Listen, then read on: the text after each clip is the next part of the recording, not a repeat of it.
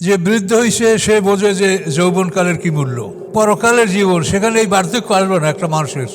চিরকাল সে যৌবন নিয়ে বসবাস করবে, তার স্ত্রীরা চিরকুমারী হবে। এটা কি পৃথিবীর কোনো সম্পদ দিয়ে সম্ভব? আমি পেপারে একবার পড়ছিলাম, হাঙ্গেরির রাজপরিবারের কোনো এক কন্যা, তাকে কে বলেছে যে তুমি প্রতিদিন যদি কুমারী মেয়েদের রক্ত দ্বারা গোসল করতে পারো তাহলে তোমার যৌবন অক্ষুণ্ণ থাকবে। এরপরে সেই লোক, সেহেতু রাজপরিবারের কন্যা, আর মেয়েদেরকে অর্ডার দিল যে প্রতিদিন একটা কুমারী মেয়ে তোমরা ধরে আনবে, ওই মেয়েটাকে উল্টোভাবে লটকাই দেবে উপরে, পা উপরে মাথা নিচে, গলায় ছুরি দিয়ে আঘাত করবে, পোজ দেবে, আর তার নিচে সে টবে বসে ওই রক্ত দিয়ে গোসল করবে। এইভাবে সে করেছে, শেষ পর্যন্ত তারও শাস্তি হয়েছে। তো এখন দেখেন যে এই যৌবনকে ধরে রাখার জন্য মানুষ কি না করে, কিন্তু আল্লাহ বলছেন যে এইটা তুমি অনায়াসে পাবে যদি তুমি আমার এই কালাম বিশ্বাস করো, এভাবে জীবন তুমি যদি পার করো তাহলে তুমি অনন্ত যৌবন তুমি লাভ করবে। কাজে এই জন্য পরকালের যে নেয়ামত, এইটা পৃথিবীর কোনো রাজা বাদশাহ, পৃথিবীর আপনি শত শত টন স্বর্ণের মালিক হলে কী লাভ আছে তাতে? আপনার বলেন, আপনি কি খাইতে পারবেন বেশি, না ঘুমাতে পারবেন বেশি, কী করতে পারবেন সেটা বলেন? একটা লেবারে যা উপভোগ করবে আপনি তা পারবেন না। একটা লেবার সে কাঁচা মরিচ দিয়া আলু ভর্তা দিয়া খাবার খাইয়া যে স্বাদ পায়, আপনি কোরমা, পোলাও, বিরিয়ানি, কালিয়া, কোফতা যা খান আপনি ওর মতো স্বাদ পাবেন না। ও আপনার তো ভালো খাচ্ছে। ও যে ঘুমায় ওর মতো আপনি ঘুমাতে পারবেন না, আপনার তো ঘুমের ঔষধ খাওয়া লাগে। আর ও ঘুমেই থাকবে ওই রিলেশনের খাটের উপরে, চকির উপরে, বেঞ্চের উপরে, সারা মশায় খাইয়াও আর ঘুম ভাঙতে পারে না। কি ঘুমায় দেখেন তো? তাহলে এই যে নেয়ামত, এটা আল্লাহর হাতে। এই জন্য এই কোরআনকে আসমানি কিতাব সবচেয়ে বড় নেয়ামত বলা হয়েছে। এগুলি অর্জন করতে পারলে আমরা অনন্তকালের সুখ শান্তি যেটা আমরা চাই সেটা আমরা পাবো। পৃথিবীটা হলো শুধু একটা পরীক্ষাগার। আপনি শুধু বুঝতে পারছেন যে পৃথিবীর ভোগের জিনিস এগুলি, কিন্তু এটা ভোগ করার সুযোগ আমরা পাচ্ছি না। ভোগ করার মতো অনেক আকাঙ্ক্ষা কামনা বাকি থাকে, এর মধ্যে আমাদের তলব হয়ে যায়। কাজেই এইগুলি সবই পাওয়া যাবে অনন্তকালের জন্য যদি আমরা এই নিয়ামত লাভ করতে পারি। তা আল্লাহ বলেন নিকটবর্তী হয়েছে কিয়ামত, পরকালের একটা দিন হচ্ছে 1000 বছরের সমান। আমাদের এই পৃথিবীর যে এরিয়া, এইটার যে গ্র্যাভিটি, এইখানে 24 ঘন্টার দিবারাত্রি, এর বাইরে গেলেই আর 24 ঘন্টার কোনো দিবারাত্রি নাই, এটা বোঝেন। এই জন্য আল্লাহ তাআলা পরিষ্কার বলেই দিয়েছেন, ওয়াইন্না ইয়াওমান ইনদা রাব্বিকা কালফি সানাতে মিম্মা তা'উদ্দুন, সূরা হজের মধ্যে সম্ভবত 49 নম্বর হজ, যে রবের কাছে একটা দিন হলো 1000 বছরের সমান। অর্থাৎ এই পৃথিবীর এরিয়া পার হলেই আর 24 ঘন্টার দিবারাত্রি নাই। তাহলে এখন আসলে প্রকৃত দিবারাত্রি হলো 1000 বছরের সমান। তাহলে এখন কিয়ামত তো নিকটবর্তী হয়েছে। আল্লাহ রসুল আসছে আজ 1500 বছরে 1.5 দিন হয়েছে মাত্র। তাহলে কি খুব বিলম্ব হলো? যদি পৃথিবী আরও 1500 বছর থাকে তাহলে 3 দিন পর কিয়ামত হবে। তো নির্বাচন কাছেই আসছে, এটা কি বললে ভুল হবে? এখনও তো 15 দিন বাকি আছে। এভাবেই আল্লাহ বলেন নিকটবর্তী হয়েছে কিয়ামত, দ্বিখণ্ডিত হয়েছে চাঁদ। এটা শানুজুল হলো আল্লাহ রসুল শেবে আবি তালেব থেকে মুক্তি পাওয়ার পর সম্ভবত এই সূরাটা নাযিল হয়েছে। আল্লাহ রসুলকে অসহযোগ আন্দোলন করে যারা আটকে রাখছিল শেবে আবি তালেবে, তো এই সূরাটা নাযিল হওয়ার শানে নজুল সম্বন্ধে তাফসিরে যেগুলো বলা আছে সেটা হলো যে মিনায় যখন হজের মৌসুমে অনেক লোক সমবেত হয়েছে, তখন তার মধ্যেও তো কিছু লোক আল্লাহ রসুলের সামনে গিয়ে বলে যে তুমি তো আমাদেরকে যা দেখাও এই জাদুকর ওইগুলো তো স্থানীয়ভাবে তুমি করতে পারছো, কিন্তু তুমি একটু দূরে দেখাও, এই যে আকাশে চাঁদ এখানে তুমি কি করতে পারো এটা তুমি দেখো, এটা দ্বিখণ্ডিত করে দেখাও। তো আল্লাহ রসুল বলেন যে তা তোমরা ঈমান আনবে? হ্যাঁ আনবো। আল্লাহ রসুল আল্লাহর কাছে প্রার্থনা করলেন এবং সেই চারটা ছিল কামার। কামার বলতে মোটামুটি চারটা পূর্ণাঙ্গ, একেবারে পূর্ণাঙ্গ না হলেও কাছাকাছি। এই চাঁদ ইশারা করার সাথে সাথে চাঁদটা দ্বিখণ্ডিত হয়ে গেল। দ্বিখণ্ডিত হয়ে চাঁদের একটা অংশ আবু কুবাইস পাহাড়ে, আর একটা অংশ কাইকিয়ান পাহাড়ে। এই কাইকিয়ান পাহাড়টা হলো এই যে আবু কুবাইস পাহাড়, তো মানে সাফা মারওয়া পাহাড়ের এই পিছনে যেটা, এটা হলো আবু কুবাইস পাহাড়। তো ওইখান থেকে একটু দূরে, মানে সাফা মারা থেকে আরও দূরে কাইকিয়ান পাহাড়। এই কাইকিয়ান পাহাড় এবং আবু কুবাইস পাহাড়, এই দুইটা পাহাড়ের উপরে দুইটা খণ্ড অবস্থান করতেছিল এবং এই চাঁদের আলোতে হেরা গুহার ভিতরের অংশটা দেখা যাচ্ছিল, এভাবে আলোকিত হয়েছিল। কোনো কোনো তাফসীর লেখে যে পূর্বে একাংশ পশ্চিমাংশ, এটা না, পূর্ব পশ্চিমে দ্বিখণ্ডিত হলে তো একটা মানুষ তাকাইতে পারে না, দুই দিক তাকাই দেখা লাগবে। কাজে এটা এই যেটা আমি যেটা বলছি এইটা নির্ভরযোগ্য তাফসীর, যে একটা হলো আবু কুবাইস পাহাড়ের একাংশ, আর একটা হলো কাইকিয়ান পাহাড়। কাইকিয়ান শব্দের অর্থ হলো অস্ত্রের ঝনঝনানি, অর্থাৎ আরবের মুশরিকরা এই পাহাড়ের গুহার মধ্যে তাদের অস্ত্র লুকিয়ে রাখত। তো এই জন্য এই কাইকিয়ান শব্দটা ব্যবহার, কাইকিয়ান মানে অস্ত্রের ঝনঝনানি, অস্ত্রের আওয়াজ। তো আবু কুবাইস পাহাড়, আবু কুবাইস হলো এক ব্যক্তির নাম। তো ওই ব্যক্তি সর্বপ্রথম ওই পাহাড়ে বসবাস করছে, এই জন্য ওই ব্যক্তির নাম অনুসারে ওই পাহাড়ের নাম হয়েছে আবু কুবাইস পাহাড়, আর ওটা হলো কাইকিয়ান পাহাড়। এই দুই পাহাড়ে চাঁদের দুইটা খণ্ড দেখা গেল এবং তার আলোতে এই দুই পাহাড়ের মাঝখানে হেরা গুহা, এবার এর মাঝে হেরা পর্বত, যেটা জাবালে নূর বলা হয়, যেখানে আল্লাহ রসুলের উপরে ওহী নাজিল হয়েছে। তো এভাবে চাঁদকে যখন দ্বিখণ্ডিত করে দেখানো হলো, তারপরও ওরা বিশ্বাস করতে পারছে না যে মুহাম্মদ আমাদের চোখে জাদু করছে। তারপর ওরা সিদ্ধান্ত নিল যে আমরা তো এখানে আছি, তো আচ্ছা দেখি অন্য এলাকার লোকেরা কি দেখেছে। তখন যারা দূরে ছিল, যারা মক্কায় ছিল না, মিনায় ছিল না, তাদেরকে জিজ্ঞাসা করো, তারা বলে যে আমরাও দ্বিখণ্ডিত চাঁদ দেখেছি।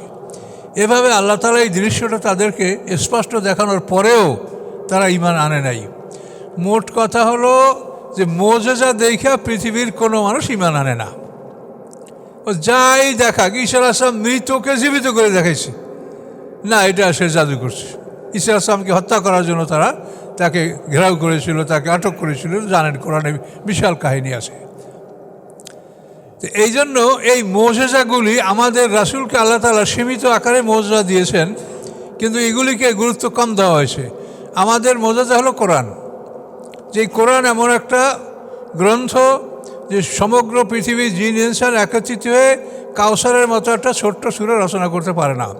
কাজী কোরআন যদি মানুষের কথা আছে, তোমরা সারা পৃথিবীর মানুষ জিন দুই জাত এরা মিলে তোমরা দেখাও, করে দেখাও। পুরো কোরআন বানাও, পারো না। 10টা সূরা বানাও, পারলে না। এরপরে একটা সূরা বানাও, পারলে না। আল্লাহ বলেন পারলে না, পারবেও না।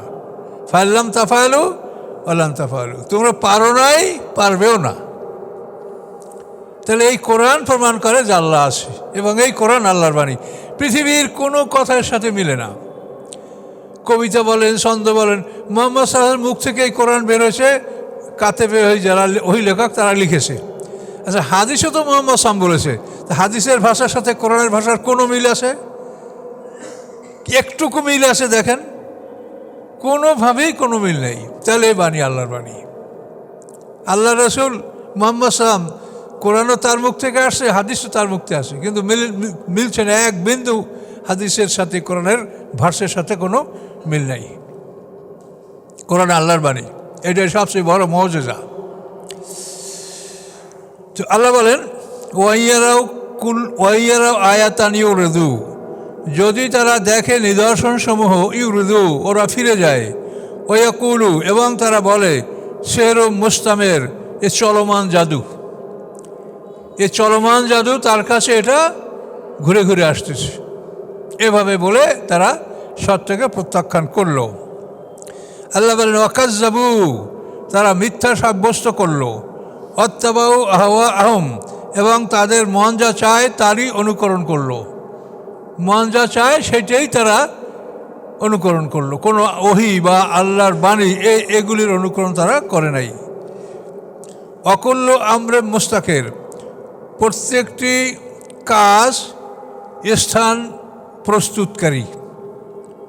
কুল্লু আমরিন, আমর মানে কাজ, প্রত্যেকটা কাজ, আপনার আমার কাজগুলি আপনার আমার জন্য স্থান তৈরি করছে।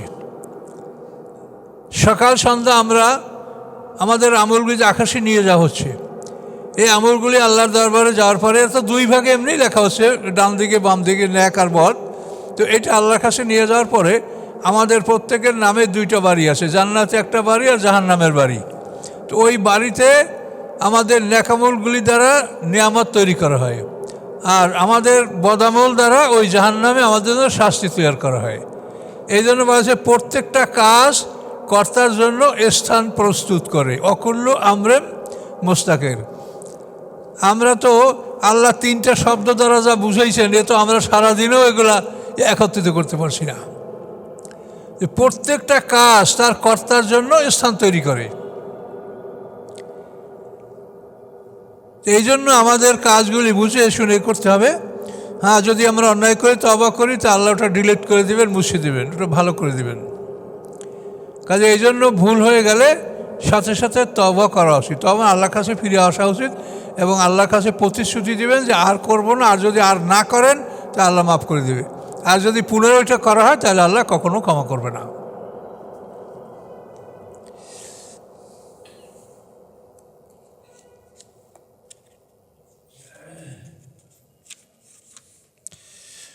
অকুল্লু আমরে মুস্তাকির। ওয়ালাকাদ জাআহুম মিনাল আম্বাই মা ফিহি মুজদাজার। নিশ্চয়ই এসেছে তাদের কাছে খবরসমূহ যার মধ্যে রয়েছে তাদেরকে ভীতি প্রদর্শন। খবর আসে নূহ আলাইহিস সালামের জাতি, আদ জাতি, সামুদ জাতি, ইব্রাহিম আলাইহিস সালামের নমরুদের সেই জাতি, ফেরাউন জাতি, এই সমস্ত জাতিগুলির যে খবর তাদের কাছে আসে, তার মধ্যে রয়েছে ভয় প্রদর্শন, এবং প্রত্যেকটা শুনলেই ভয় লাগে। যে মক্কায় মানুষ পান করার জন্য এক গ্লাস পানি পায় না, সেইখানে পানিতে ডুবে মানুষ মারা যায়, পাহাড় তলিয়ে যায়, পাহাড়ের উপর উঠেও কেউ আশ্রয় পেল না। এই পানি কোথার থেকে আসলো? কীভাবে আল্লাহ এই শাস্তি দিলেন?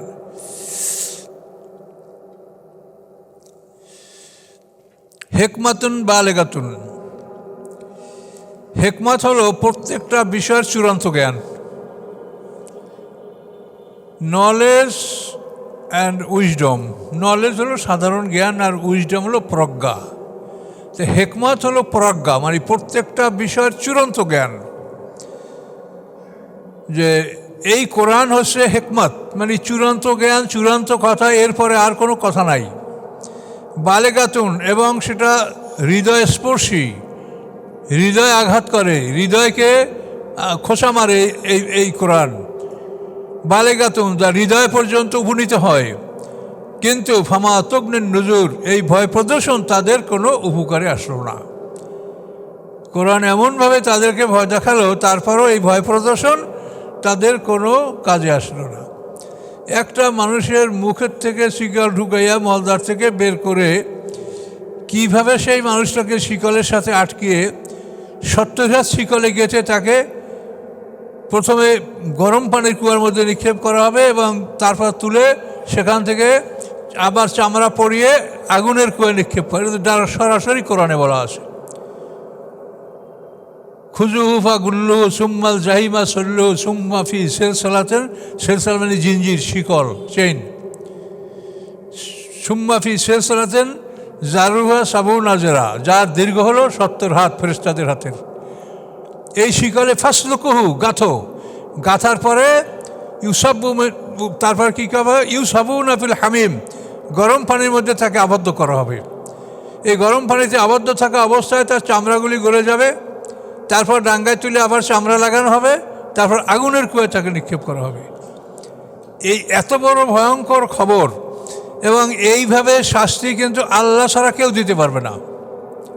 মানুষেরা কোনোভাবেই একটা শিকল মুখ থেকে ঢুকে মলদার থেকে বের করতে পারবে না, এর মধ্যেই মানুষের মৃত্যু হয়ে যাবে।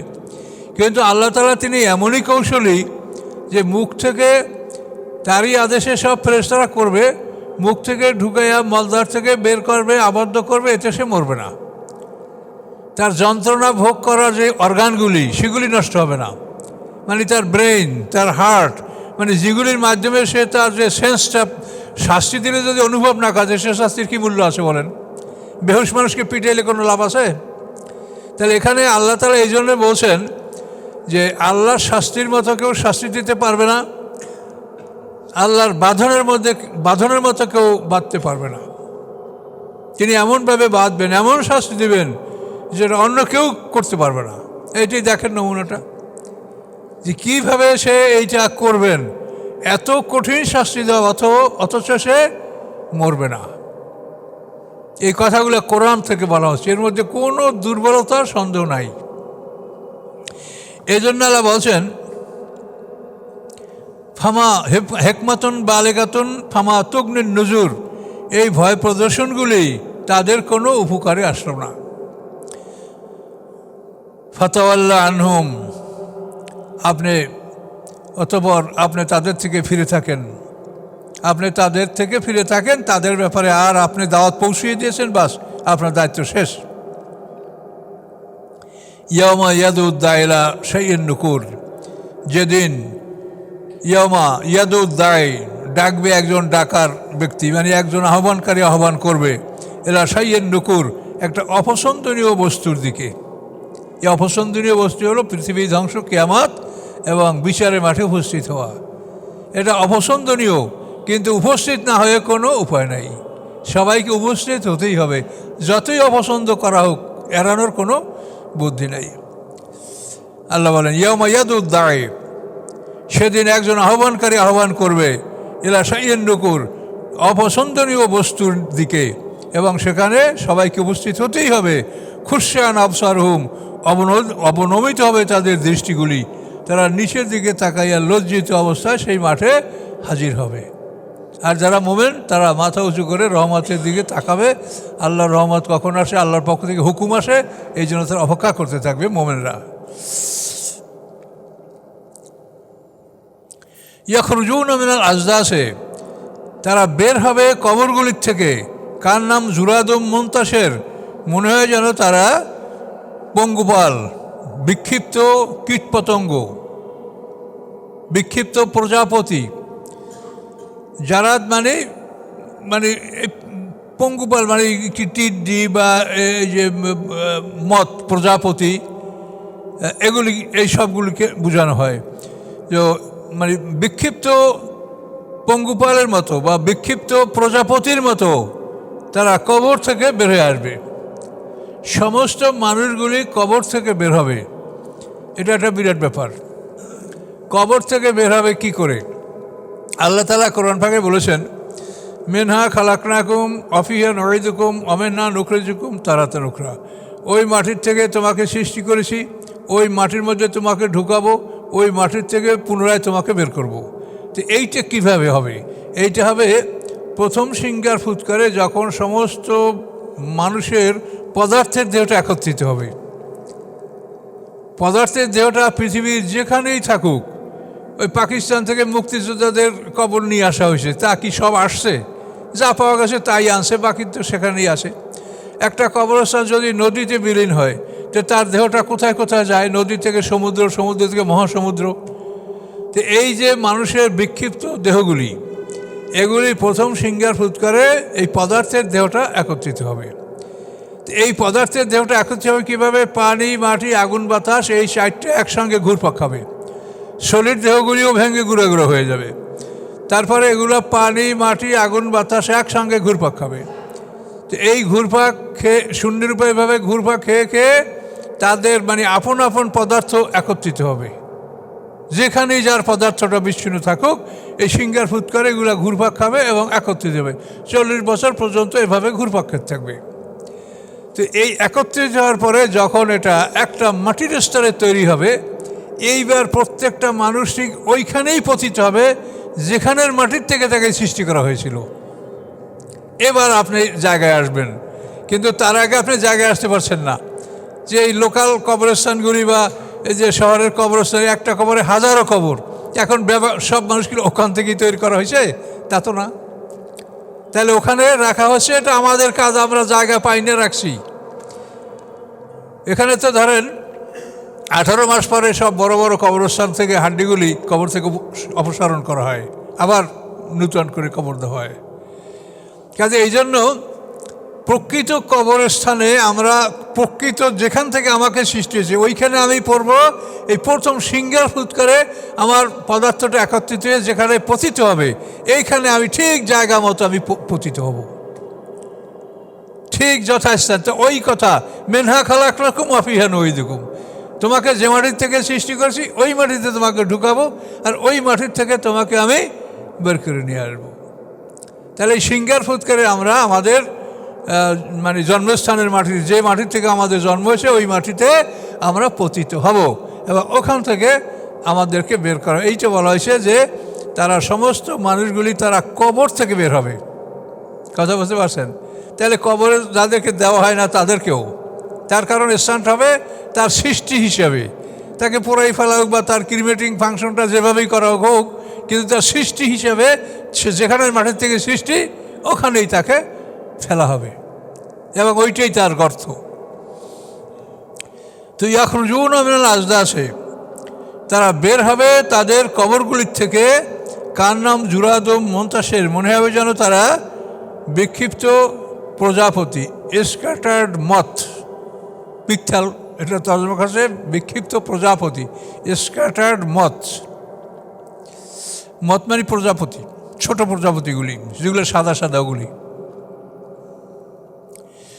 আল্লাহ বলেন মুহতিন আলাদ দায়, তারা ওইরকম বের হবে, বের হওয়ার পরে কী হবে? আহ্বানকারীর দিকে তারা দৌড়াতে থাকবে। ইসরাফিল আসলাম যেখানে সিঙ্গার ফুৎকার দিচ্ছে, আলো দেখলে যেমন কীটপতঙ্গ সব ঝাঁপায়ে পড়ে আলোর দিকে, ওই রকম আমরা কীটপতঙ্গের মতো সিঙ্গার ফুৎকার দানকারী ইসরাফিল, তার দিকে আমরা সবাই ওই ফুৎকারের দিকে সমবেত হব। মুহতিন আলাদ দায়, তারা দৌড় দিবে, তারা দৌড়িয়ে অগ্রসর হবে আহ্বানকারীর দিকে। ইয়াকুলুল কাফিরুনা, তখন কাফেররা বলবে হাযা ইয়াউমুন আসির, এটা তো একটা বড় কঠিন দিন। কাফেররা বলবে এটা ইয়াউমুন আসির, এটা একটা বড় কঠিন দিন। কিভাবে আল্লাহ তাআলা কথাগুলো বলছেন এটা আশ্চর্যজনক। আল্লাহর কোরআনের কথা দেখেন কিভাবে আল্লাহ বলেছেন।